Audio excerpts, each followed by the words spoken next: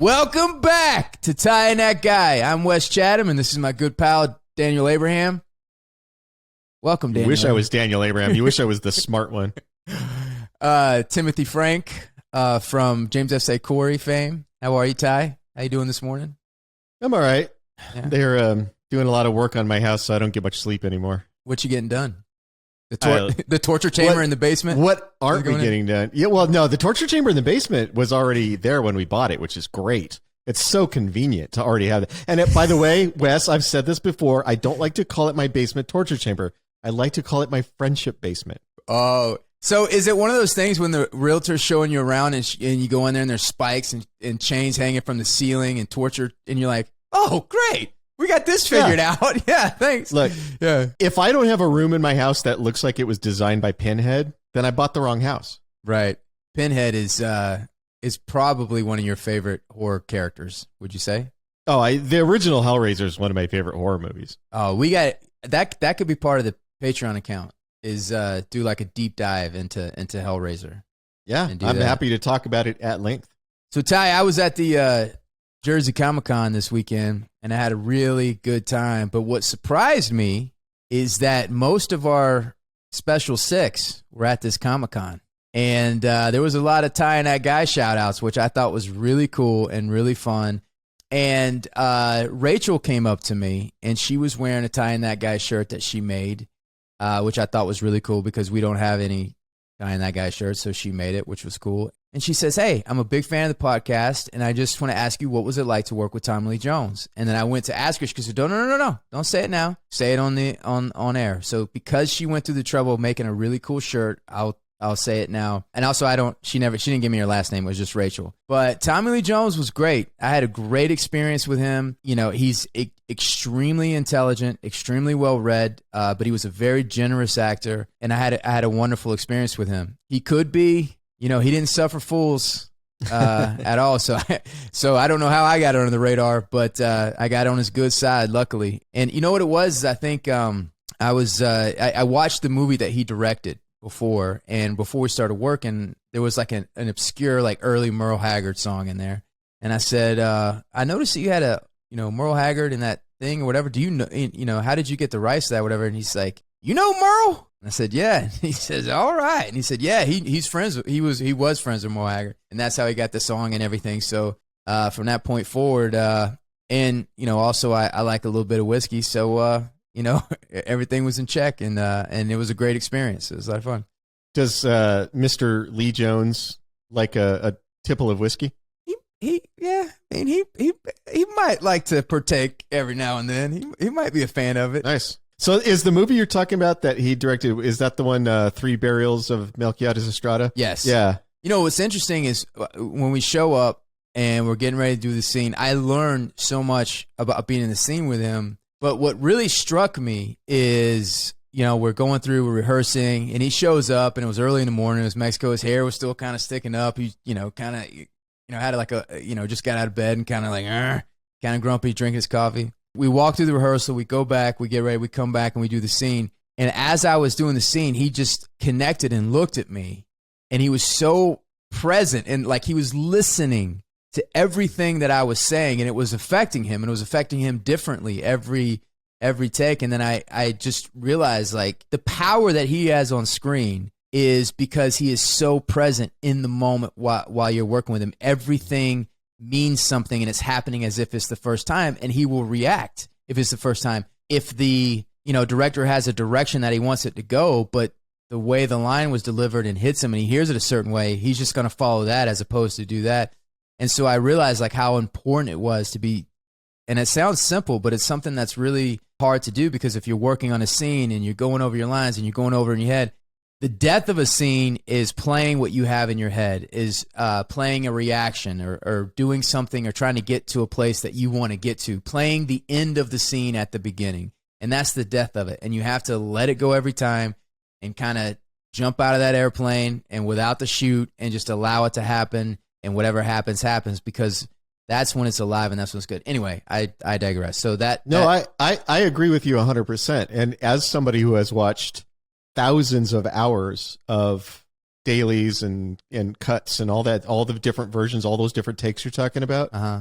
The camera is merciless. It doesn't lie. And if you're standing there in the scene and the camera's looking at you and you're sitting there making sure that you remember what your line is and waiting for your cue so that you can say your line, I can fucking see it. I see it on the camera exposes you. If you are listening to the other person, hearing what they're saying, and then saying your line as a response to that, as you naturally would, the camera sees that too. And it is merciless. It sees them both. So if you're a wannabe actor, the worst thing you can do is have your line memorized and stand there and just wait for your cue so you can say your line. The camera will expose you every time. That's the artistry. I mean, that's what makes it alive. You know, it's not a line memorization contest. Anybody can come off the street and do that. You know, it's like if you take, if there's a song that somebody covers or somebody, you know, you have one song and it just has such a different vibe and a different meaning. If one person does it and another person covers it and they do that. And whenever I'm watching something, a play, television, movie, whatever, if I see somebody watching themselves within the scene and they are pushing for reaction or they already have in their head how the scene's going to go and there's nothing alive and there's nothing breathing in it, I turn it off. I have zero interest in it. But when there's something alive and you don't know what they're going to do next and you don't know where the scene's going to go, that's the good stuff, man. Also, Rob came up to me and he told me he loved the old school Serling Twilight Zones. And he knows that we talked about it a little bit, but he wants to know if we're going to do a deep dive into the Twilight Zones at some point. And the answer, Rob, is yes. We're both huge fans of those Twilight Zones. And we'll probably do something like a deep dive on our top 5, like behind Patreon or something like that. Just extra content that people want to see that's outside of the Expanse. We could do a couple of those. We could do top 5 Serling penned episodes. We could do top 5 Richard Matheson episodes. I mean, there's the Twilight Zone had some great writers. And we could do top 5 80s Twilight Zones because there's a few in there that I really liked in the 80s. My old boss, George Martin, wrote one. Which one? Last Defender of Camelot. Yeah, that's strange. There's a Twilight Zone I don't know. Tell me a little bit about it. It's the one about how Lancelot has been like he didn't die. He was like immortal or something, and in modern day, Mordred comes back and Lancelot has to fight him. That's boring. I'm just kidding. It's a Roger Zelazny story, which is why they had George adapt it because he and Roger were friends. But it's George's first TV job was working on that show and writing that episode. And interesting little fun fact about that episode, which George told me, is John Cameron Mitchell, the guy who did Hedwig and the Angry Inch, the actor and singer who made that play and that movie. Last Defender of Camelot was his very first screen appearance. George hired him for his very first acting job. Wow. The Twilight. Shortly thereafter, he was in one of my favorite 80s action movies, The Band of the Hand. That's right. He was in Band of the Hand. Yeah.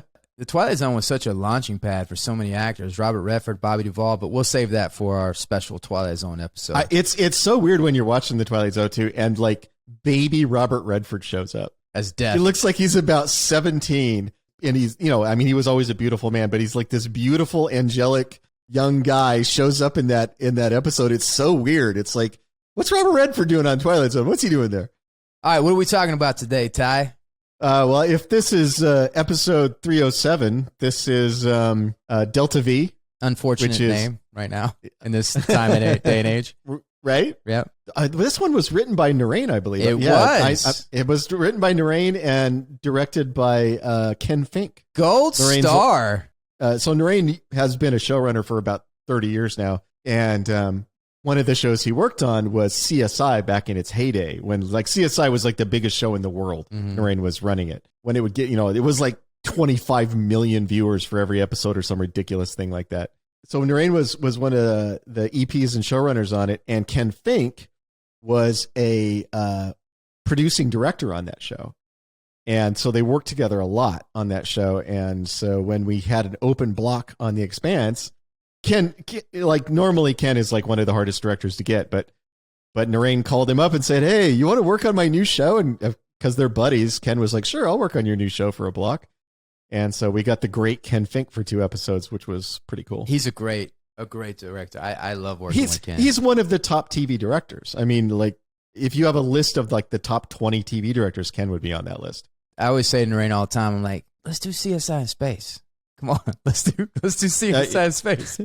Funny story. When we took out the Expanse, when we were pitching it to networks, one of the networks that we pitched it to tried to said they would buy the show if we turned it into CSI in space. What they wanted, are you shitting me? They wanted Holden and Miller solving crimes on series. That's what they wanted. Oh shit! See, I'm on to something, Ty. But here's the thing, like, so he tells me how much William is it William Peterson who was on the William Peterson. Yeah, William Peterson. So he told me how much William Peterson makes on that show, and I'm like, Narain, let's do CSI Space. He's like, look, man, I've done 10 years of CSI. I'm like, come on, man, it's so cool. It's space. It's something new.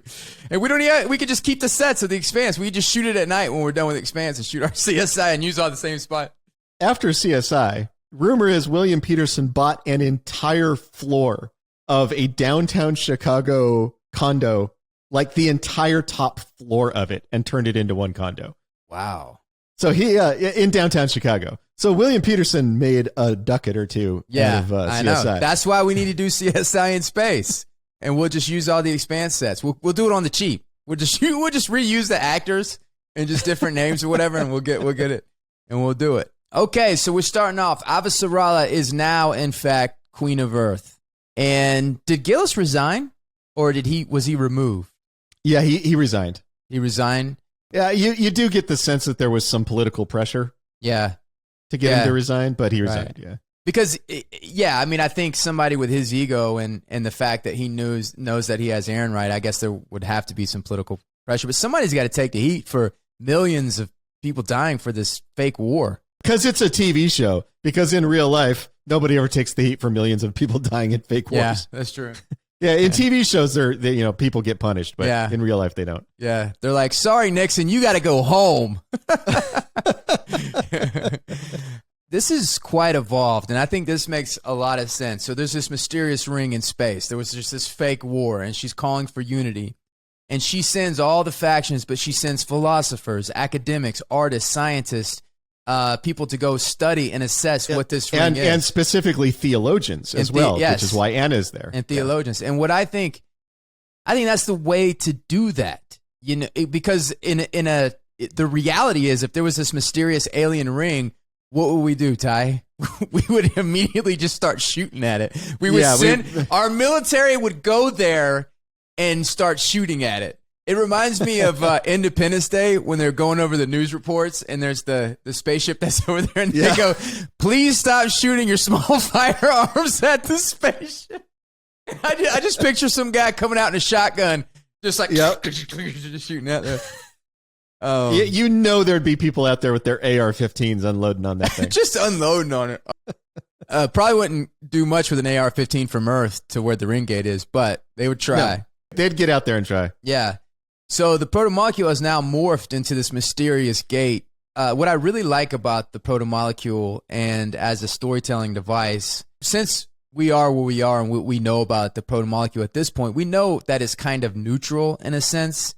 But in the early days, because it was kind of tied up with Protogen and the mystery of what it is, it did have that antagonist force within it. And it morphed throughout. At the beginning, it was this mysterious blue goo that would do all this crazy shit to a bunch of people and body parts and infected Julie Mao. And then the next season, it was kind of became the hybrid monsters, and we got to see a little bit more and learn more about more. Now it's this gate. It's kind of operating in these different, the same force within the story, but there's different iterations of it all.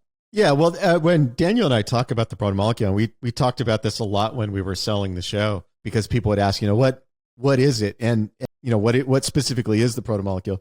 And what we'd always say is it's a road layer.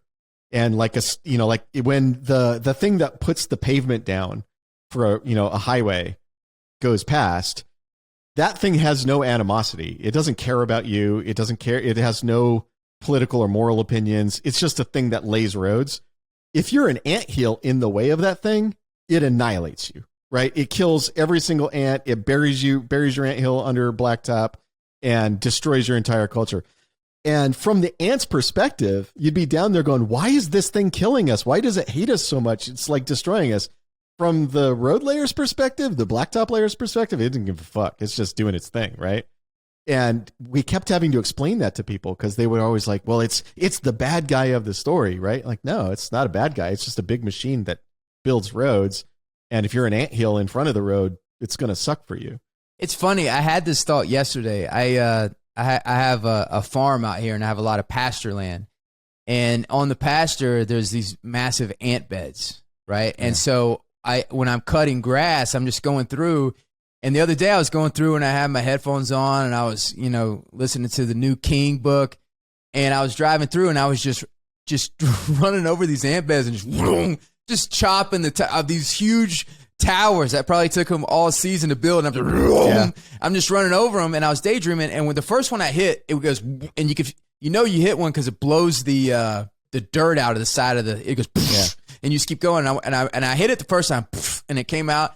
And I was daydreaming, driving on, and I came back, and then all the ants were like, ah! It was like the fall of Rome, and they were just running around like, ah! Like, what's wrong? What's happening? Half of their village has just been thrown all over the pasture. Yep. And then I was thinking, like, the story of that one ant that, from the protagonist's point of view of like living and building this tower, and then one day this thing just took the top off and they're all running like, save the queen. Yep.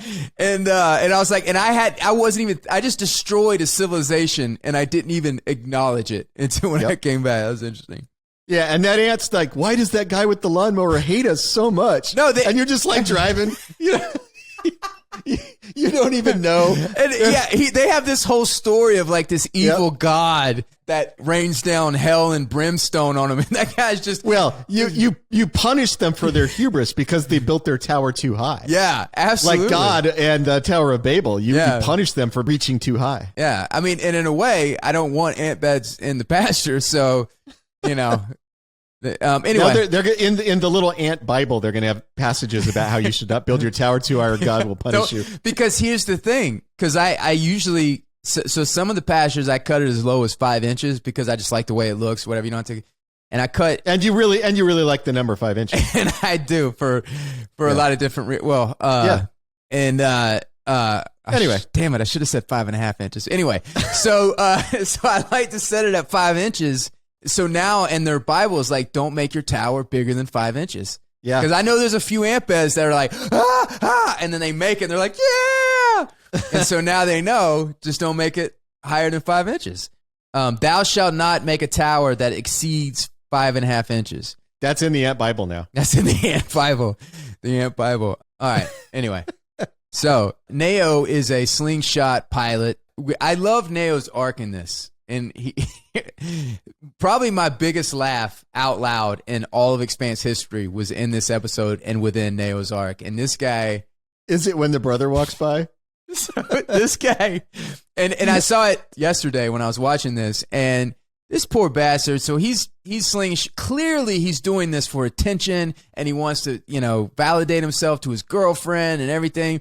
So he's doing the slingshot thing. And what he realizes early on is that he's not getting any attention because this damn ring thing and Holden going to the ring, so he's not getting any attention.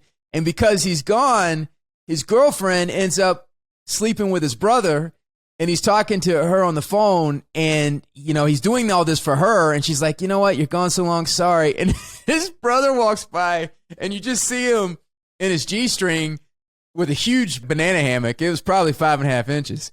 And and he walks by and he says, "Sup, superstar," and just walk by the camera. That shit killed me. It's so funny. It is a perfect little moment. And the actress that we got to play his girlfriend was adorable. She was super sweet. Bo Martin, who was great. She was a real find. A great little Toronto actress who is doing a lot more stuff now and was very funny. Yeah, she was really funny. Like great. Yeah, and really understood the scene. I had one meeting with her when we were going through the scene, getting it set up, and delightful person to work with, and really understood the point of the scene and really leaned into it. And delivered a fantastic job. And that's a particularly hard part to play because most of the time she wasn't playing it with anyone because it's all on screens. So she's just acting into a camera. You and I have talked about that before, that's really hard to do when there's not another person to play off of. And she did a great job. The body for the brother is a dude we've used a bunch of times. He's a guy that we've had a number of scenes where we just needed like a body. A couple times he's been dead guys. He's been a dead body. We've used him a bunch. And so when we were looking for somebody to just be sort of like the headless body of the brother, everybody was like, hey, let's just get that guy again. He's great. He's like, he does great work as just a body. So yeah, he's a guy who's been on our show a bunch of times. Yeah. So he calls his girlfriend, she's with his brother. What's up, superstar? Walks by. Then he's bummed. And I guess he does like the belter version of All By Myself. What is that an original song? I don't think so, but maybe we do. We have had a couple of originals, but I'm not sure if that one was an original. Did you guys spend all your budget on Deep Purple so you couldn't get the All By Myself? I know we spent something to get Highway Star, but I don't think it was as expensive as people think. So he's not getting his girlfriend's attention. He does this, and they cut to there's time has passed, and he has a ZZ Top Jeremiah Johnson beard, but his hair on top is the exact same length. That killed. So how did that happen? He's got a shaver. He's grooming. Why don't he shave his goddamn beard? He liked it. Okay, so he's going to shave the top of his head, but he's not going to shave his beard. I just love how, time has passed. And how much time has passed? Was he... I argue it against the super long beard. Okay. Here's some inside baseball. I argued against the super long beard. I thought it was kind of silly. The reason that there is the super long beard is because it made Narain laugh. And Narain and I get along very well. And... we're continuing to do projects together because we have a really good working relationship. We get along so well. And one of the reasons we get along so well is because he and I have the exact same motivation for everything, which is if something money and power. Okay. But in third place after money and power, among our motivations, if something makes me laugh, I will do it every time. Everything is done for my own humor. Yeah. For my own amusement. And Narain is the same way. So when we saw it, when they brought him out with that ridiculous beard, Narain laughed his ass off and he was like, all right, we're going to do it. We're going to use that beard. That's why there's a super long beard. It's because it made Narain and laugh. It works, but he looks like the guy in the Count of Monte Cristo when he gets out of jail. Yeah. So I argued that he should have a scruff. I was voted down because it wasn't as funny. And then also, where does he sleep? Does the seat lay back or whatever? Well, you're only seeing part of the ship there. Oh, there's another part. Anyway. Yeah. So he realizes that he's not getting the attention and he's like, well, fuck this. I'm going to show him all that I'm wrong. And then he's going to now slingshot himself into the ring gate, which he knows he'll be the first one to be a ring gate. And God damn it, he's going to be a legend. And he does and he knows every camera in the solar system is pointed at the ring gate. Because everybody's headed to the ring and they're having this big thing there. Yep. So he's starting to get a little bit of attention, and his girl calls him back, and she's like, "I was wrong about you, and then this is what you're gonna get when you come back home." And he's like, "Oh," and I want to say, I'm just glad that there's still cocaine in the future because he's definitely on some cocaine through the whole thing, and I was worried that we've evolved past that. But I would say that as a dead ass broke belter, he's probably more on like the meth. Yeah. So now he's getting ready and he's slinging a shot and he's going there. Now he's going to have his girl. He's going to be a legend. Every camera and thing is on him. And then bam! It's probably the behind shed. It's like one of my favorite deaths on the Expanse because it was so unexpected. And I was watching it yesterday and I totally forgot about it. And I was like, oh God. And it slows him down and his whole face rips off. And then when you go from like 150,000 kilometers an hour to like 4 kilometers an hour, it has a tendency to liquefy all the parts of you that are soft. Now you said you had some technical things you wanted to talk about. Oh yeah. So this is for the 4 people who care about how shit gets made. This is one of those scenes that has a lot of moving But parts. 4 people is a large part of our fan base. Yeah, So- it's most of the fan base. So Yeah. for you 4 guys, that scene has a lot of moving parts. It is practical elements, it's CGI, it's live action, it's a ton of different things. So we've got visual effects and special effects. And special effects, for those of you who don't know, special effects are not computer graphics. Special effects are anytime we do an actual practical live effect, like blood spatter or a squib or something like that. That's all special effects. So we got special effects and visual effects there. A lot's going on. But the basic idea is we had a dummy that we had built by a great prop builder who builds like human-shaped stuff. And they built this thing, and that final version of the guy with like the spikes of blood sticking out of him and all that, that's a practical thing. That's a real thing. So it goes from the actor, Zach Villa, to that dummy with all the bloody, horrible spikes sticking out of it. And of course, we're not going to be able to do that practically, so we had to do visual effects to go from the live actor to the final result. So all of that was planned in, and then one of the other things we needed to do was to help visual effects is create some actual practical gore flying through the ship and hitting all the walls and stuff. So there's a lot going on setting all of this up. And by the way, just as a heads up, this is going to sound like a special effects bash. It is not. These sorts of things happen. This is not me ragging on special effects. They do a great job. This sort of shit happens. But we had been shooting all day. It's like a 14-hour day. We needed to wrap Zach in one day. So we shot every scene with Zach in it all in one day. It was a long fucking day. It was very complicated. It was a very technical sort of shoot. We finally get Zach wrapped. We're setting up for this special effect. And like I said, it's been 14 hours now. We're setting it up for the special effect. And what we did is we took the cockpit of the ship and we had an air cannon back behind where Zach's chair was filled with gore that we are going to fire at super high pressure, this blast of gore through the ship and splatter it on everything. This takes forever to set up because there's like safety concerns because you've got like a massive air cannon, which means we've got these massive like pressure chambers that we're filling with air to get ready. The cannon has to be safe so nobody gets hit by anything. The ship has to be safe because you don't want to break the set in case you have to use it again. And the camera has to be safe because there's a number of cameras in the set with this cannon. And what they do is they put plastic screens over the lens and then they drape the camera in basically like, it looks like saran wrap. It's like this plastic wrap so that no gore gets into these, $100,000 cameras. It takes like 3 fucking hours to set this up. It just takes forever. Ken Fink is losing his mind at how long it's taken to set this shot up because directors get antsy when they can't shoot. Especially Ken Fink. He's like old school New Yorker. He's old school, man. And it's just taking forever. And special effects keep saying, no, we need more time to do this other thing. And it just drug out forever. Finally, it's the end of the day. We've been there for like 15 hours. We're finally ready to shoot this fucking thing. Cameras are rolling. Everything's set up. The cannon's ready to go. All the double checks have been done. 3, 2, 1, action. Special effects. Bam! The cannon goes off. And all of the plastic that was covering the cameras gets yanked off by the air pressure and blown through the ship. And now we have this big plastic sheet across the front of the ship covered with gore. So it's completely unusable. Completely unusable.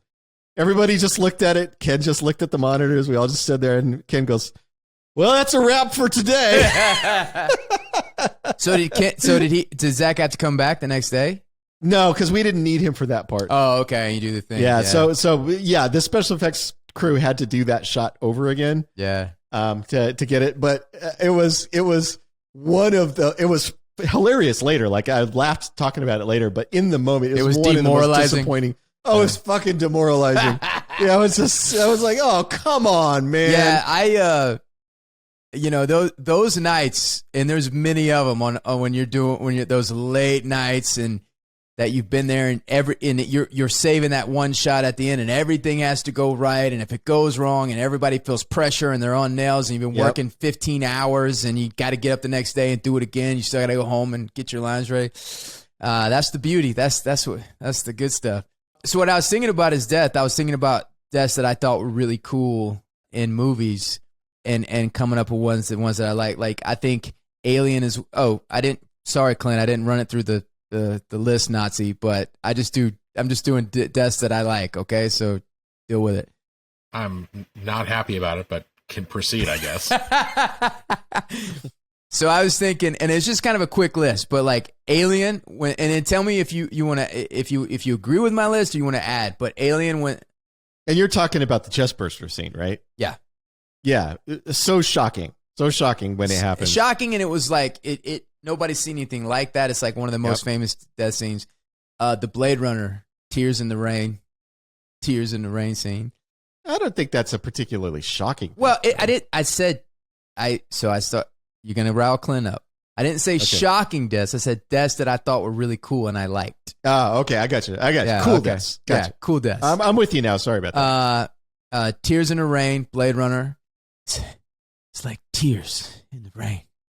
Bonnie and Clyde, when they just, you remember? Oh my God. Dude, I remember watching Bonnie and Clyde. I think I was like a kid, and it was one of those, the first time I saw it, the Peck and Paul, Bonnie and Clyde with Warren Beatty. And I couldn't, they just Swiss cheese that car. And then, and they just, I mean, the amount, it was probably like a 30-minute montage of just them just nailing that car. Oh, Sam Jackson in Deep Blue. One of the greatest deaths of all time.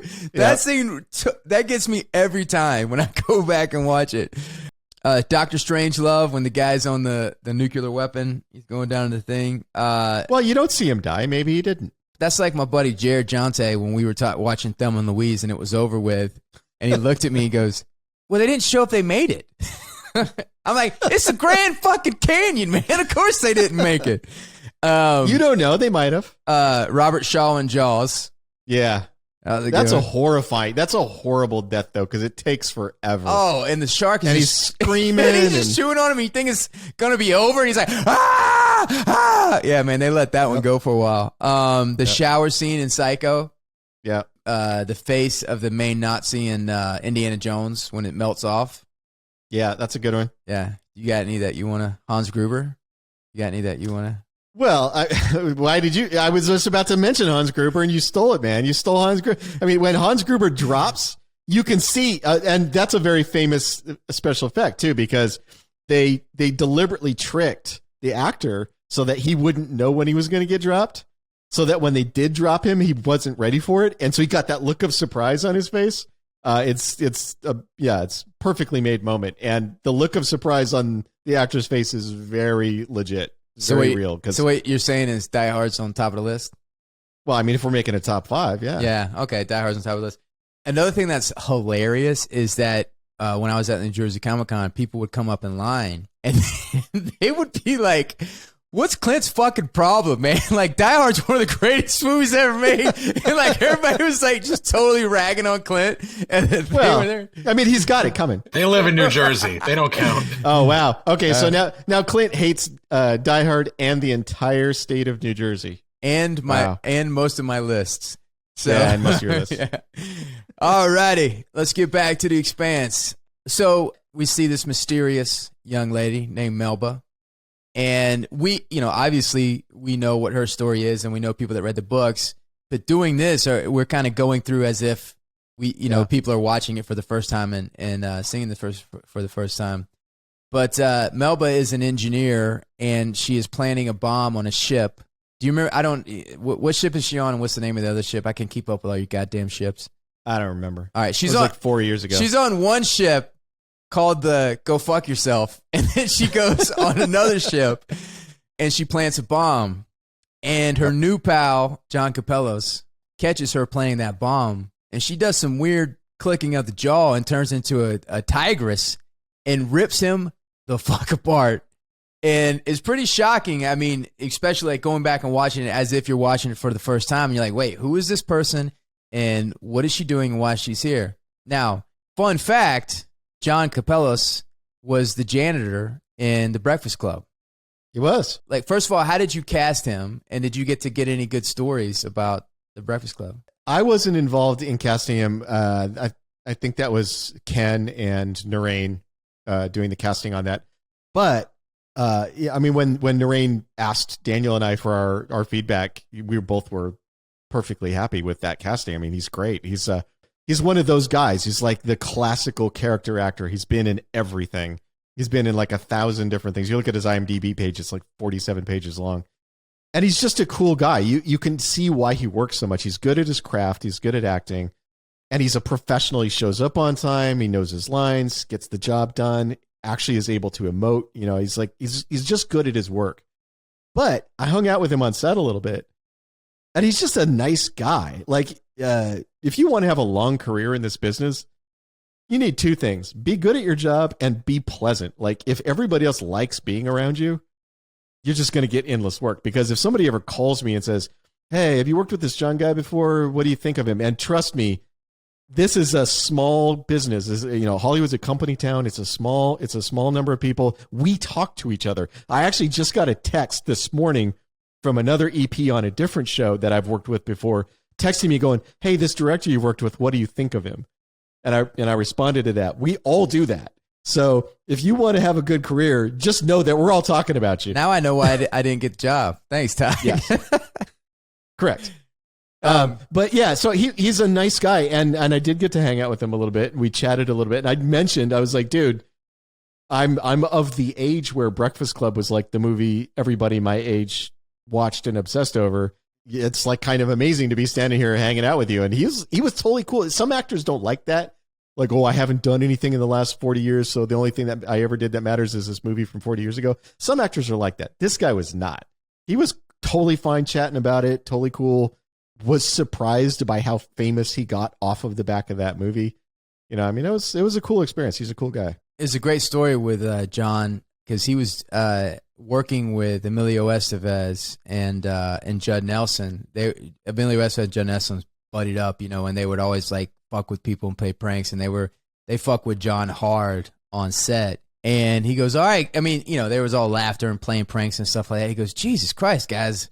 He goes, you guys are going to give me a heart attack like Martin Sheen on Apocalypse Now. And he didn't know that Martin Sheen was Emilio's dad. Emilio said, what did you just say? And then he didn't know. And Emilio just completely snapped and did not like him through the rest of the shoot. Like, it was contentious through the rest of the shoot. Oh, wow. Yeah, it's pretty crazy. Does Emilio not know that that's a famous story and everybody knows about it? Do you think it was a secret or something? I don't know. I mean, I don't know why you would get offended. You know, I don't know. You know, maybe it was something that was still raw with his dad or whatever. But I don't know. I mean, Emilio. I love me some Emilio Estevez. So I mean, it was probably in the heat of the moment. They were fucking around having a good time. He was trying to do a scene. He probably lashed out and said it in a tone, and that's his dad. And it was probably raw because it wasn't that far after that happened, and he was young. So it was probably something like that. So now we're on the Rossi Crew, and they have a documentary crew following them around, led by one of my favorite people, Anna Hopkins. So they're doing this documentary on the Rocinante. The Rocinante had to do this because they're being sued by Mars to get their ship back, and they needed to pay their legal bills. So they ended up taking on this crew that's going to pay for their legal bills. Quick question. So did Avasarala send Holden to the gate, and why? Why are they on their way to the gate? No, Avasarala did not send him. So there's more detail on this in the books, but the idea is that Holden and the rest of the Rossi crew have been inextricably linked to the Protomolecule and the formation of the ring and all of those things since the very beginning. They're in legal trouble with the Martians because they stole a ship, that they're calling legitimate salvage. But Mars has a different opinion on that. Like, you don't just get to keep it. And so Anna's network, character's name is Monica. Monica's network is paying his legal bills in the lawsuit with Mars in exchange for a documentary that they can shoot on the ship about the people going out to the ring. So that's the idea is she's there as part of a documentary crew with the guy who was responsible for the formation of the ring going out there. And in exchange for that, they're keeping him out of the bankruptcy court from all the legal troubles they've got. Now, they both try to bang Amos.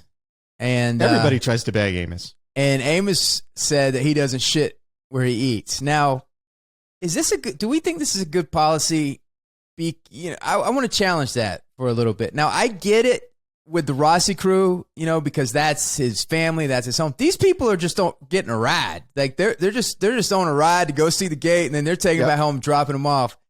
Why not dabble in? I mean, you're out at sea for a long time. Because he does not trust either of them at all. You don't need to trust him. He doesn't need to trust him. I mean, I think being out adrift for that long, he's I think the reason that Amos spends a lot of time in brothels is because the sexual dynamics in a brothel are very clear. Somebody offers you sex in exchange for money. You give them money. They give you sex. And then you leave and you never have to see them again if you don't want to. All right. I think Amos looks at the idea of sleeping with these two people who he doesn't trust at all. He doesn't like them. Right. And then having to see them every day after that does not fit with the way he approaches the world. Like if he could have slept with Monica and then she would leave and never come back, I think he probably would have done it. Yeah. But like if he's got the next day they're going to be running into each other in the galley, that's just not how he likes to fly. Right.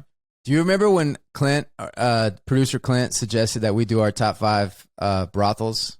And and you and I were like, we're not those people. We're not that type of guys. And then I was actually surprised.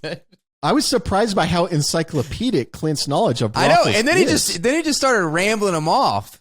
Yeah, I was really impressed with some of your choices. Some non-standard choices made your top 5, guys. You have some rarefied tastes. Well, we travel a lot, Yeah, we're very international.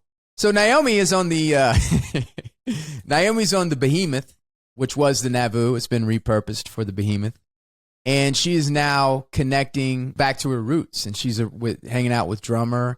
You know what this reminds me of in this part of this season, this episode is, you remember when you first leave home and then you come back but leave home for a significant amount of time. And then you come back and you see your old friends and your old crew and the nostalgia factor. It's almost like you kind of play the role of your old self to experience it and enjoy it. And you have your old sense of humor. You have your old thing. You kind of, I noticed that she's dressed, her hair is different. She's wearing more belter suitable outfit.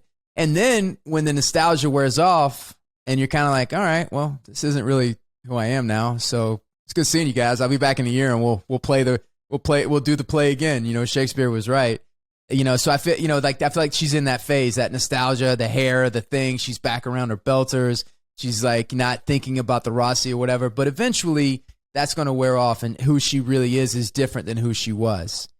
And she's hanging out with Drummer, who represents Fred's faction. And the great David Strathairn makes his entrance. And he comes in and we get to meet Ashford for the first time. And Ashford is representing Dawes' faction. Ashford is such a mysterious and interesting character. He is, every now and then there's a character that comes across where I'm like, you could do a spinoff on that character and I would watch it. Can you give us a little backstory of who he is? So Ashford is one of those characters that one of the things that you do in adaptation is you take the original material, which in this case is books. Using those elements, you can create something that will work better in TV because things that work well in books often don't work well in TV and vice versa. And with books, you have really strict point of view. So you only get to see, like if you're reading a book that has Holden as a point of view character, you only get to know what's going on in Holden's head. You don't get to know what's going on in everybody else's head. In TV, obviously, we get to see everybody all the time. And so you can sort of expand characters. And one of the things we talked about in the writer's room was that there was an opportunity with the character of Ashford, he's got a pretty small part in the books. We're like, let's turn him into more of something so that we can dramatize some of the Belter infighting using him and Drummer and create, like we never really get into that in the books, but in the show, it's become very important. Let's create two really iconic characters that can butt heads that represent two very different ideas of what the belt's supposed to be. And to do that, we're going to have to flesh Ashford out. And so we sort of retroactively created a backstory for him, that he was a pirate, that he had worked for Dawes, when Dawes was basically a pirate, that they have this history together and that he knew of Drummer from back in those days. So he comes in already knowing a lot about her and having a lot of history with Dawes. And he's got like that pirate sensibility. You know, he's very pragmatic about how you approach running the ship. And he's got a bit of a suspicious thing to him where, you know, a drummer is right to be suspicious of him. You know, she thinks this guy's going to, the minute that I make a mistake, this guy's going to try to take my command from me. And I don't think she's wrong. I think he does come in there with some of that idea in his mind. But it gives us a nice starting point, a nice crunchy starting point for those two characters. And then we spend the rest of this season and all of next season evolving them. And they wind up in a very different place than they start out. But it's really fun stuff. And it's stuff you only get to do in TV. We couldn't have done this in the books. What is Ashford's goal in the beginning? Does he really want to be a legit recognized power and with wearing uniforms? And is he undermining her for the purpose of we need to be a legit and respected power and we need to do things the right way with rules and regulations? Or at this point, is he undermining her for another reason? There's never just one reason. I think Dawes honestly does want to be recognized as the legitimate political leader of the OPA. And Dawes believes that the OPA can become a legitimate third power in the solar system with him at its head. I think he believes that's true. And he would like to be that leader. What Ashford is doing is saying, all right, I'm going to follow you. If that's where we're going, I'm coming with you. And so he's thrown in behind Dawes. You know, we got to have uniforms. We got to have military ranks. We got to have leadership and bureaucracy. We got to have all of those things if we're going to be taken seriously. And I think he honestly does believe that's true. He honestly is trying to accomplish those things. And as as season goes on, and then later in season 4, you get a better sense of why he was willing to do that. What about Ashford's history makes him willing to do that? So I think all that's true. At the same time, I think it rankles him that he's second in command to this upstart drummer. I think he doesn't like that. He thinks he should have been the person in command of this. He thinks that Dawes agreeing to allow Fred Johnson's puppet to be what he sees as Fred Johnson's puppet to be the leader of this is a mistake and that they're going to fuck it up. And he's just biding his time until he can legitimately take control and do what he thinks will be the right thing. I think both of those things are true. I want to go back and because we moved on from the documentary crew and I didn't ask the question, what was the purpose of, and is the documentary crew in the books, and what were you using that crew for? It's a variety of things. One, there absolutely would be documentary crews. Mm-hmm. I mean, the first contact with a sentient alien species has just happened. There's probably hundreds of documentary crews out there. That's just human nature. Of course, people would be shooting news and documentaries and all sorts of interesting. But there's mysterious shit going on with the blind guy, you know, messing and meddling. But we'll get to that. Okay. So the blind guy, his name is Cohen. The character's name is Cohen. Cohen does have another agenda, but Monica's agenda is pure. Monica's agenda is righteous. All she wants to do is go out there to the ring with James Holden, whose fault it is that there is a ring to begin with, and document the history that is being made. How is Holden going to react to the ring? Is the ring going to recognize him? Is there going to be some sort of synergy or is there going to be some sort of synergy between the two of them? What's going to happen when he gets there? I think that's as legitimate that somebody would want to know that. I think it's legitimate that somebody would want to document it for the history of it for the future. And Monica honestly believes that's what she's there to do. Now, she is also being duped by this other secondary plot that's happening, which we reveal as the season goes forward. But she's not part of that plot. She honestly just wants to go out and document this moment. You know that feeling you get when you've been gone for a really long time and you come home and you open up the door and it's your house and it's your things and it's just that nice, good feeling when you get home? Yeah. That is the exact same feeling I got when I saw Thomas Jane back under the fedora at the end. But I'm going to tell you what pissed me off is when this first aired, they showed the reveal in the teasers. Yeah.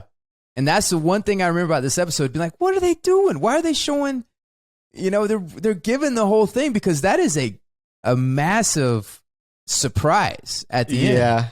I don't want to badmouth anybody, but you're like, I don't want to badmouth anybody, but fuck those guys.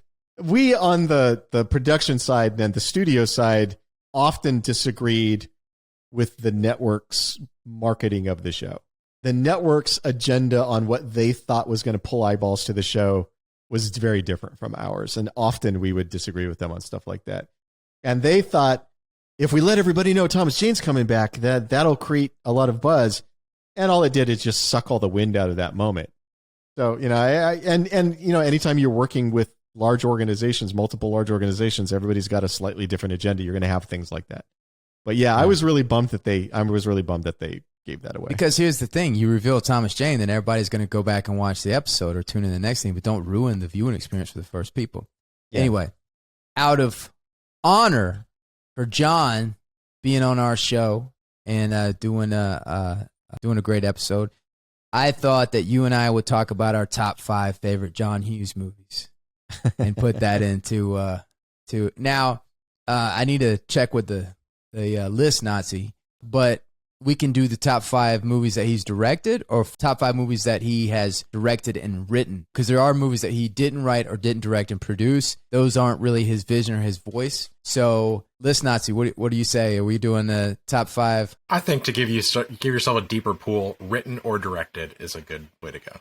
And I like doing that because he's written some movies that you probably wouldn't know that he did that are some of my favorites. And he had a specific voice and for a specific time. So here's my pool. 16 Candles, Breakfast Club, Weird Science, Ferris Bueller's Day Off, Planes, Trains, and Automobiles, She's Having a Baby, Uncle Buck, Curly Sue. I mean, what a run for a while. As a writer, Mr. Mom, National Lampoon's Vacation, Pretty in Pink, Some Kind of Wonderful, Home Alone, Dutch. All right, Ty, what's our top 5? Hold on. Was Bruce Willis in any of these movies, by the way? I don't think so. Mercifully not. Ed O'Neill was in Dutch, and he's sort of like the poor man's Bruce Willis. So that's close enough. No one's ever said that sentence before, ever. I love Breakfast Club. I am an unapologetic fan of Breakfast Club. You know, it's kind of silly and goofy, and the point which seemed very profound to me when I was a teenager, now looking back feels a little trite, but I still love that movie. What would you say the point is? Well, that like adults don't understand us, so you try to categorize us, and we're just who we are without categories, which is exactly how teenagers think. And it's complete bullshit because teenagers categorize each other all the time. Yeah. So it's not like the adults enforcing those categories on them. Yeah, but anyway. I didn't think it was. So I love the Breakfast Club, and I actually I do too. I said I loved it. Yeah. I actually think it would be a great play. It would be something fun to like reinvent and go do or something. Yeah, because it's basically one set. Yeah, it's one set. You know, it's basically 5 acts too, right? You know, there's a lot of silliness in his movies, and this one had the least amount of silliness in it. And I thought they were dealing with some really interesting, but there is the scene when they're smoking weed. That was a really, and there's another thing too, is like, if that's their punishment, like how much fun they were having in that library and all the shit, like the amount of like shit they got to run around and do, and like, count me in. Yeah, of course. So you would have been going to detention every weekend just to hang out. And Judd Nelson's character was funny. So are we going to start with 16 Candles? Breakfast Club is probably the one I have rewatched the most. So for me, just based on rewatch, that would be my number one. What's Judd Nelson's speech? He's like, "Hi, Dad." What does he do? His whole thing making fun of Brian, and then talking about how at his house Christmas was like, he got a pack or a carton of smoke. Smoke up, Johnny. Yeah, smoke up, Johnny. Screw you, Dad. No. Screw you! Well, what was that thing go? I don't remember the whole. I can't do the whole speech, but yeah, it was. I want to do the speech. I got to find it. Even as a older teenager or young adult, when I watched it, like I recognized the people. I mean, Ali Sheedy played every girl I had a crush on in high school. Oh, really? The outsider girl, with the dandruff. The dandruff threw me off as soon as she had. Molly Ringwald played every girl I hated in high school, and the people I hung out with were both the Judd Nelson and the Brian character, because I liked hanging out with the metalheads and the stoners, but I was also playing D&D with the nerds. So like that, I sort of went back and forth between those two groups. So you liked everybody except Emilio Estevez and Molly Ringwald, basically. I hated those two people. In high school, I hated those guys. Like the The jock douchebag and the rich princess were my least favorite humans in high school. I love this. But I will say, Mr. Mom that movie is up there in the favorites. I do love Mr. Mom, and of all of his movies, I think that's the one I quote the most often because probably not a week goes by where my wife or one of us doesn't say, somebody like, hey, we need 5 of those boards, like 5 or 6, whatever it takes. Yeah. Yeah. What'd you shoot him with? A 38, 39, whatever it takes. Yeah, whatever it takes. But wasn't he like giving the dimensions? He had. No, it was the power. It's like, are you going to wire it all 220, 220, 221, whatever it takes. Yeah, whatever it takes. We use that one all the time. Yeah, that's tough. So for me up here, because Ferris Bueller's Day Off was a very important movie to me. Weird Science is up there. She's having a baby. So I don't know. Now, for a variety of reasons, I've never watched She's Having a Baby. Why? Because I don't care about people having babies. It's actually really good. It's actually really fun. Movies about people like approaching parenthood bore the shit out of me. And I recognize that makes me a weirdo. I'm not arguing that like I'm right or that, I have the correct view or anything. I'm a weirdo. I just don't care. So Father of the Bride is not in your top 10? Yeah. Okay, so 16 Candles is number 1. It's going to be hard to do that over Ferris Bueller's Day Off. He'll keep calling me. I'll go. Yeah. Ferris Bueller's Day Off is a pretty great movie. Yeah. And so here's my thing with 16 Candles. 16 Candles is 2 different movies for me. One of those movies is a funny little view of insecurity in high school. And the other one of those movies is massive racism and date rape. And if you cut all the racism and date rape out of 16 Candles, it's a pretty good movie. But every time I start to rewatch it, I remember like, oh shit, this movie's so fucking racist and date rapey that it throws me out of the movie. I haven't seen that movie in a long time. And I read this New Yorker article that Molly Ringwald wrote about John Hughes. And she talks about watching the movie with her daughter. And one of the things that kind of struck me is that the hot guy and his hot girlfriend, he ended up trading his girlfriend for a pair of underwear. And she was like hammered. You remember he said, I could violate her 15 ways to Sunday. So then Anthony Michael Hall takes her. They wake up the next day and they don't remember she doesn't remember if they had sex. But I don't even know. Did Anthony Michael Hall remember if he did or not? No. And so they're like, but she was clearly passed out. She was passed out drunk. And then I'm watching it. I'm like, Jesus Christ, this is horrible. This is a teenage comedy. This is terrible. It's super date rapey. Yeah, super. And here's the thing is Anthony Michael Hall is so charming in that part. He's so funny. And like you love him to death. And then you're watching the movie and you're like, wait, did he just rape her while she was drunk? That's the part that it bumps me out. Like, I have a hard time putting that one on my list because as much as I like the parts that aren't racist and date rapey, that movie just keeps slapping you in the face with, oh, here's some more racism and date rape. Well, you notice I didn't mention it. If you take a lump of coal and put it up Cameron's ass, in 2 weeks you'll have a diamond. I'm going to have to go with Ferris Bueller. Yeah. Number 1. Now, what would you say Ferris Bueller ultimately is about? Teenage insecurity? I think it is about, for me, looking at it as an adult now, I think it's about that awareness of all of the loss that you have when you become an adult. When you transition from being a kid to being an adult, there are things that you lose that you will never get back. And the sort of sadness about that, the melancholy attached to that. I think that's what the movie's about. And there's a scene there that I think really makes that very clear. And it's the scene at the end where Ferris is talking to the camera.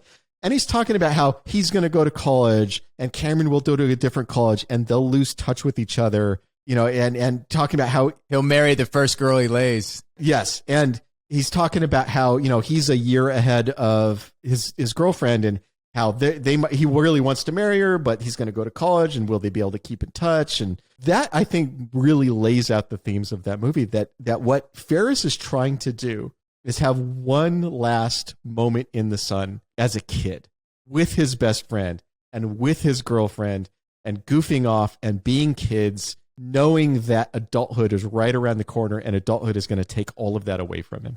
I think it's a very melancholy message. I really like it about that movie. I agree, and I think Ferris's superpower is that he's aware of it in the moment. He's aware of the reality of what it is to be a kid and what he's going to lose when he becomes an adult. And so him fully embracing that freedom and really embracing what it is becomes a superpower. And then he has this, somebody that's completely on the other side, Ed Rooney, which is the main, nemesis in the movie, who has completely lost touch with any kind of fun and excitement in life. And he's like, oh, Ed, you just gave your dirty Harry scowl. And then what he sees in Cameron is his heart breaks for Cameron because Cameron has already started the transition. He's already he's never got that moment of enjoying the childhood. I think it's even more than that. I mean, I agree with what you just said, but I think it's even more than that. I think what he recognizes is Cameron was never allowed to have that. He's never been a kid. Cameron has never been a kid because of the house he grows up in and the way his parents treat him. And I think he sees the tragedy of that. What do you think attracted them as friends? Because Ferris was the most popular guy in school. Everybody loved him. What attracted Cameron to him? Because Cameron's his best friend. Now, if you've lived in the same place your entire life, which I never did, so I never had this, but I have friends who did live in the same place their entire life. Sometimes you wind up with these very odd friendships because they knew each other in like kindergarten, right? Like you had a couple of guys who knew each other in kindergarten and they both liked Transformers and they would like they would play Transformers at recess and they would trade Transformers back and forth and they were super into it. And then one of them winds up playing on the football team in high school and the other one winds up being like, an AV club nerd, but they never lose that friendship that they developed as little kids. And Cameron and Ferris always made me think of that. Like these two kids were probably playing in the sandbox as kindergartners and now they're 16, 17 years old, whatever it is. They've both gone in very different directions with the way they've lived their lives, but you never lose that.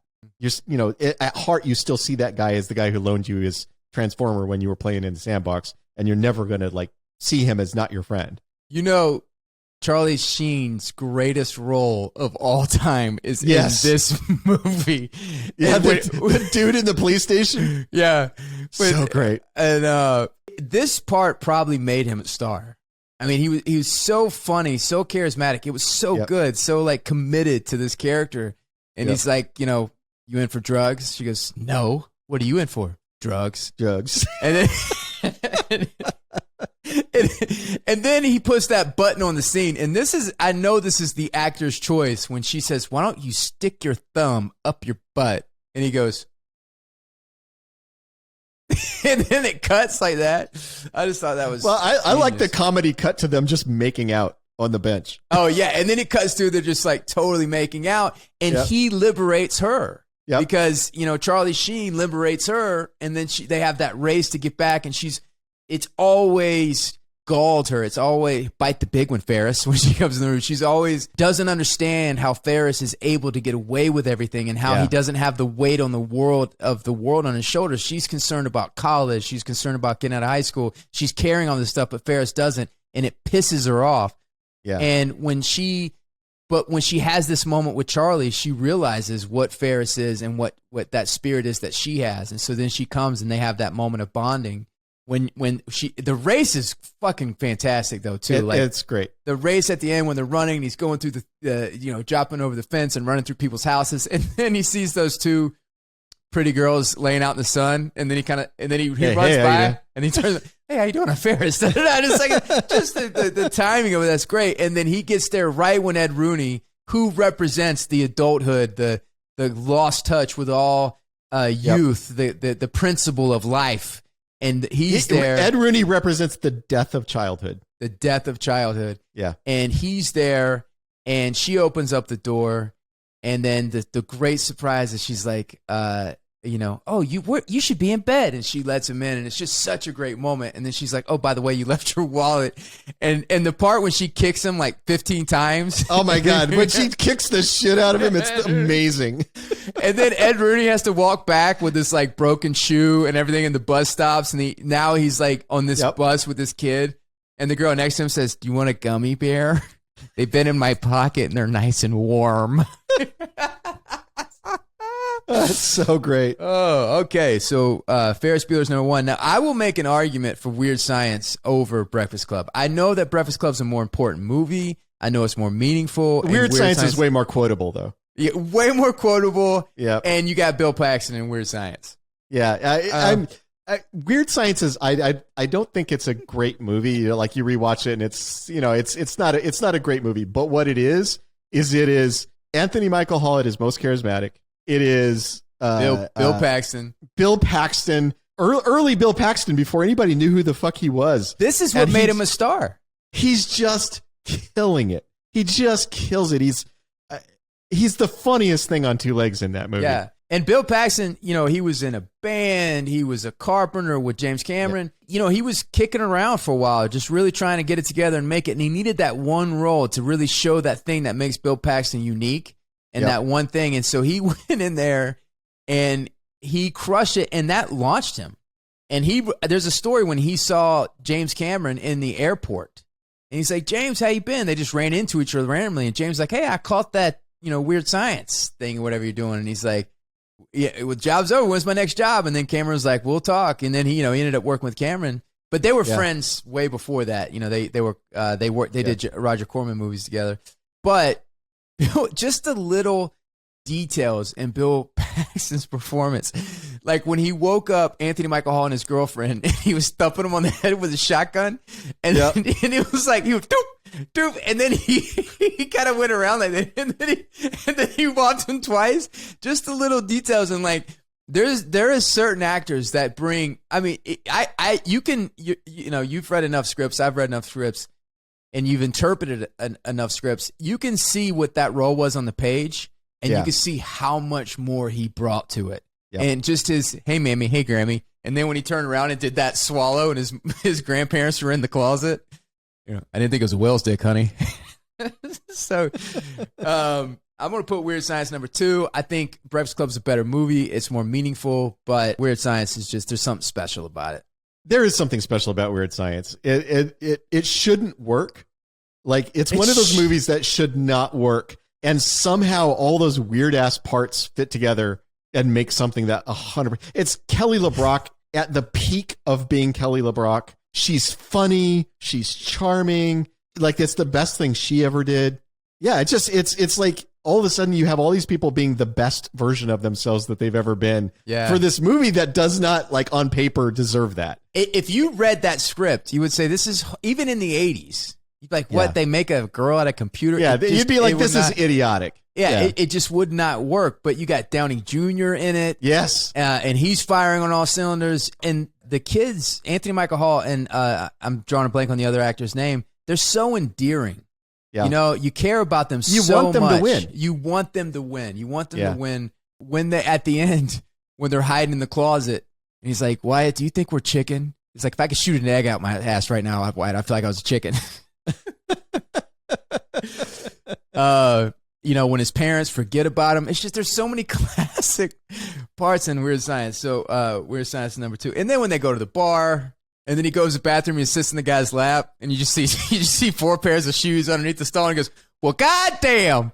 All right, I can talk about, we need to do behind the Patreon a Weird Science and just do it all day long.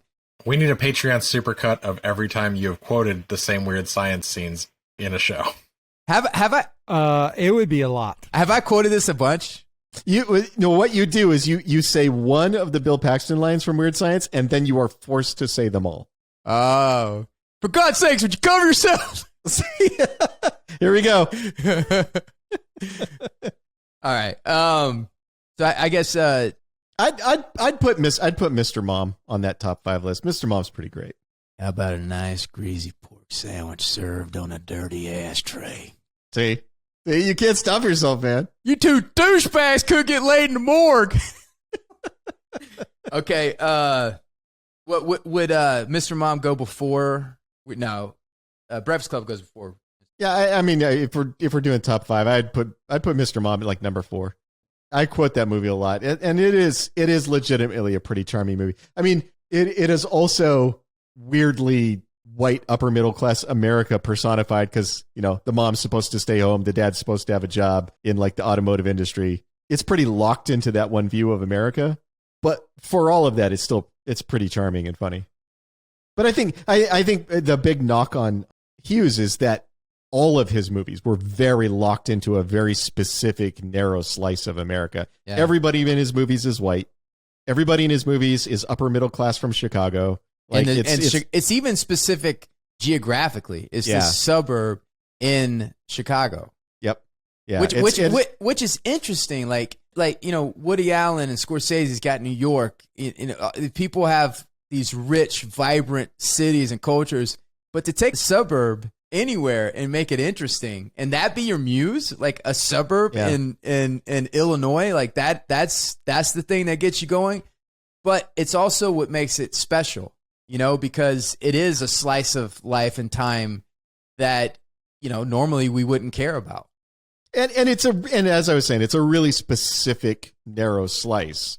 But having said that, some of those movies that came out of that slice were pretty memorable. I'm curious of what his magic was and the reason I was asking, what do you think Ferris Bueller's about? What do you think Weird Science is about? Because there's something about it, because people have made those movies all through the 80s, and they just don't resonate like his movies do. I honestly think Hughes had a real nostalgia for his childhood, for what it was like being a kid and a teenager and all those things, and a real clarity of vision of what it was like growing up, what it was like being those people, being those kids, being those teenagers. But he was a kid, during the Vietnam War, during the 70s rock and roll, during the during that time, so it like his movies are nothing like that. No, but I'm not talking about the setting, because the setting is always the same. The setting is always suburbs in Chicago, but you're not talking about the zeitgeist. You're talking about. Yeah. I'm talking about what it feels like to be a teenager, to not be understood, to not be understood, to want things that you can't have. I think he thinks of a premise like, what if I was 16 and figured out a way to have my computer make a supermodel? Yeah. I think he has a real nostalgia and a real fondness for the people who would dream about that. Yeah. Because the other thing we talk about all the time is if you're performing, like you as an actor, if you're writing, if you're directing, you have to have a real fondness for your characters or it doesn't work. Even the bad ones, you have to understand them. You have to understand their motivations. You have to understand why they do the things that they do and be sympathetic to it. And I think Hughes was incredibly within that narrow band that he worked in. He was incredibly sympathetic to those people. Mm-hmm. He understands a kid who jerks off all the time and suddenly discovers that you can turn a Barbie doll into Kelly LeBrock and why that would be amazing. Mm-hmm. He gets it. He remembers being that guy, and he's not making fun of him. He's not making fun of Wyatt. Yeah. He understands Wyatt. He understands why it would want the things that he wants, and he's very sympathetic to it. I think that was the Hughes magic. Did you feel misunderstood when you were growing up? Everybody does. Every teenager feels misunderstood. It's in the genetics. It's chemical. I think I was misunderstood. I think I didn't understand me. Well, and that's the reality is as a teenager, you're desperately trying to figure out your identity. Yeah. And it changes. Your identity as a teenager changes practically on the hour. Like you see a different music video and suddenly you decide you're a new waver and you want to grow your hair out in front. Right. I mean, there's no thought behind that. It just happens. It was interesting hearing your stories about Breakfast Club where you're like, I would have had a crush on Ali Sheedy. Yeah. I would have hung out with Anthony Michael Hall and Judd Nelson because, were you into that music when you were growing up? Yeah. Yeah. And then you would have hated Molly Ringwalk and hated Emilio Estevez. Yep. Who was your Emilio Estevez at your school? Oh, there's always a ton of them. Call him out, so maybe he's one of our six.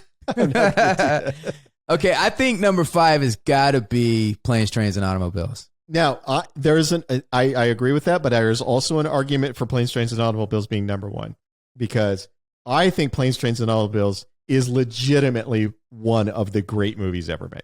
One of the great comedies ever made. I think you're right. And I think if we had to bump something, it probably, and it's hard because we're going to have to bump something because we also have National Lampoon's Vacation. So, but you're right. I mean, Planes, Trains, and Automobiles, that's as good as John Hughes gets. That's his masterpiece. I think it's a masterpiece of comedy. It is a masterpiece, and it operates on all cylinders. And the characterization and how it moves you at the end and everything. So In terms of movies, you're right. That probably has to be up there. But do you think National Lampoon's Vacations needs to be on the list? I wouldn't bump any of the 5 we've got for it. I mean, I really like that movie, but I don't think it's better than any of the 5 we've got. Okay, I agree. Here's the thing, and again, and this goes to my thesis about why John Hughes was special, is you've got 2 very different characters in Planes, Trains, and Automobiles. You got a rich upper middle class douchebag. The Steve Martin character is kind of a douchebag, right? You know, he definitely has that sense that he looks down on people who are not at his level, you know, like that. And you've got the John Candy character, who's a train wreck of a human, right? He's taking his fucking shoes and socks off on the airplane. Don't be that guy. Do not be the guy who takes his shoes and socks off on the airplane. He's just doing it. He's a knucklehead. He's annoying to be around. And that movie loves both of them. It loves them. And makes them so sympathetic that you want both of them to win, even though they're very different people with very different agendas and very different ways of approaching the world. That's the magic, I think, of John Hughes, is neither of them winds up being the bad guy. Neither of them winds up, you spend the whole movie hoping they become friends. How does he do that? And what you just said is the key to good storytelling. There's a reason why you see so many movies where you don't connect to what's happening. It doesn't hold any, you don't care about any of the characters or anything. Because if you're writing or if you're playing a role that was written, you need to love the people. You need to justify why they do what they do. And so if you can justify and see their point of view and empathize with it and feel that, then they can have the flaws. But those flaws are coming from an honest place and honest motivation within being a human being. If you look at somebody and just do outside actions of who you think a person is and not truly get under and understand them, and if you're judging them from an outside perspective, then you're just doing a caricature that's not rooted in anything. It doesn't mean anything. And when you watch it, it's boring and it's hollow and it's just, there's nothing there. Yeah. And I think that is the magic why John Hughes was so different. I think that is the magic of him, is with a few exceptions. Like, I don't think John Hughes understands Long Duck Dong or empathizes with him. But with a few exceptions like that aside, when he has a character in his movies, he loves that character. Because see, John Hughes, he was an advertisement writer in Chicago, and then he started. He was hired at a firm in New York, so he traveled back and forth, and then he got in with the National Lampoon's guys, and then he started writing for the National Lampoon's Vacation. So a lot of his coming up and developing his sense of humor as a writer is National Lampoon's in those days. I mean, it was, you know, it was like the Long Duck Dong and all that stuff, and so he took a lot of that with him when he went. But when you see something, and he used those kind of cheap jokes to get the laughs and get the things that filter in, but you know that he had something more. And when you see Planes, Trains, and Automobiles, he's evolved from all of that and created something. And I think that's why it's his masterpiece. I can't think of a single character in Planes, Trains, and Automobiles that feels like, even I do this to my wife sometimes, and she gets very annoyed with me. But I love the her first baby come out sideways. She didn't scream or nothing. Even that guy, he feels like a sympathetic guy. Like, even that guy, like, he's like this backwoods hick that, like, you know, he's like the dumb Kansas hick, but he also gives 2 people a ride to the other train station just to help him out. Yeah. I mean, like, that's the most sort of caricature-y character in that movie. Even that couple comes across kind of feeling sympathetic. Like, you know, they're just doing what they're a couple with a bunch of kids running a farm, and they're willing to go out of their way to help 2 guys make the train. I need to watch that movie again. Yeah. My wife hates when I do that, like, snort thing that. Yeah. Where's your hand? Between 2 pillows. Those are pillows. Yeah.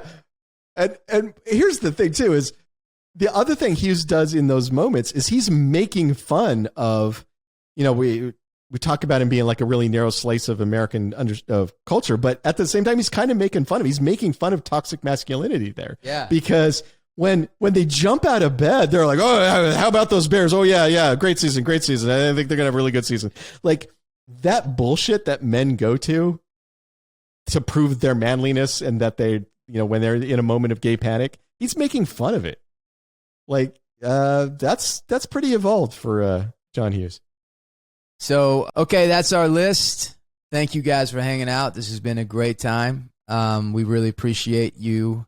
We call you the 6, the important 6, the special 6. I think we should upgrade them to the original 8, like in Sons of Anarchy.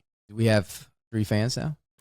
There's no proof we've added fans. Yeah, no, but I think we can aggrandize ourselves by saying original 8. Even if we don't have 8, it'll make it sound like that's we have 8. That's not true, Clint. We have added fans. The problem is we lose fans just as fast as we add them. Yeah. So there's a high attrition rate. Yeah, there's a high attrition rate. It's like pouring water through a straw. At any given moment, there's like a certain amount of water in that straw, but it never stays in there. Yeah. So if we go 8, let's do it. I mean, it's a little bit false advertisement, but what do you call it? The what 8? Original 8. It's from Sons of Anarchy. The original 8. We appreciate you. We love you. And thank you for your support. Say goodbye, Ty. Goodbye, Ty.